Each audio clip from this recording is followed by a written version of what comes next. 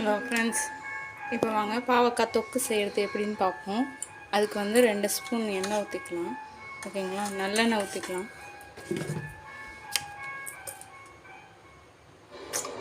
தேவையானது இது வந்து ஒரு 6 மாதம் வரையும் கெட்டு போகாமல் இருக்கும். அதுக்காக செய்கிறேன். ஓகேங்களா, நல்லா சட்டி காயட்டும். வந்துச்சு. இப்போ வந்து கடுகும் உளுந்தும் போட்டுக்கலாம். ஓகேங்களா,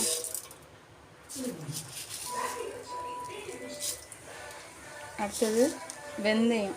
ஓகேங்களா, ஒரு 1/4 ஸ்பூன்.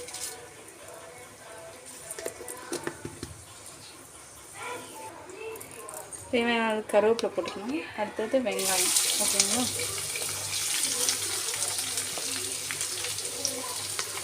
ஒரு 2 வெங்காயம் நல்லா பொடிசாக கட் பண்ணியிருக்கேன். ஓகேங்களா,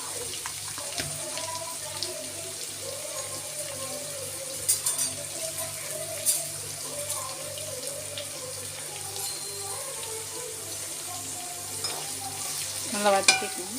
ஓகேங்களா, அது கூட கொஞ்சம் பூண்டு கட் பண்ணதை போட்டுக்கலாம். ஓகேங்களா, நல்லா வதக்கிக்கலாம். கொஞ்சம் நல்லா பச்சை வாசனை போகிற அளவுக்கு வதங்கணும். ஓகேங்களா, இந்த அளவுக்கு பச்சை வாசனை போகிற அளவுக்கு வதக்கினா போதும். அடுத்து வந்து தக்காளியை வந்து அரைச்சி வச்சுருக்கேன். ஓகேங்களா, அதை சேர்த்துக்கலாம்.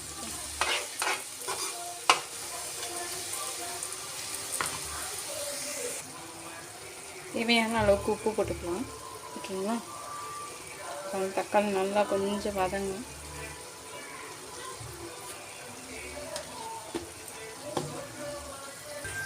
ஓரளவுக்கு பச்சை வாசனை போச்சு. அது கூட 1/4 ஸ்பூன் மஞ்சத்தூள்.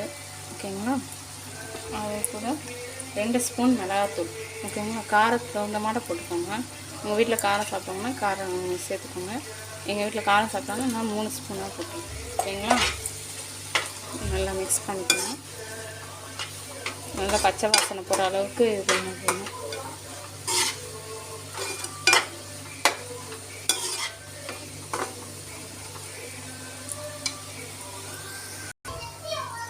இந்த அளவுக்கு செஞ்சோன்னா போதும். ஓகேங்களா, பச்சை வாசனை போகிற அளவுக்கு இருக்கட்டும்.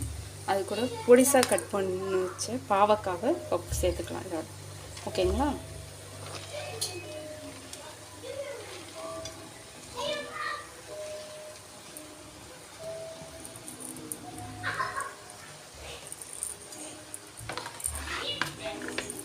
நல்லா கிண்டி விடணும்.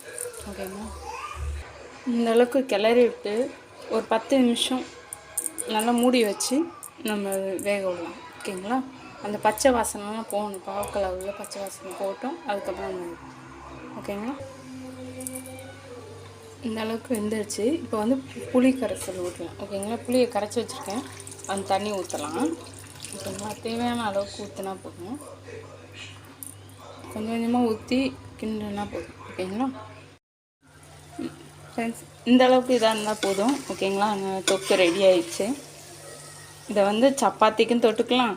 அதே நிமிஷம் பிள்ளைங்களும் ஊறுகாய் மாட்டமும் தொட்டுக்கலாம். இதை வந்து நம்ம சாதத்துலேயும் பிணைஞ்சி சாப்பிட்லாம். நல்லா டேஸ்ட்டாக இருக்கும்.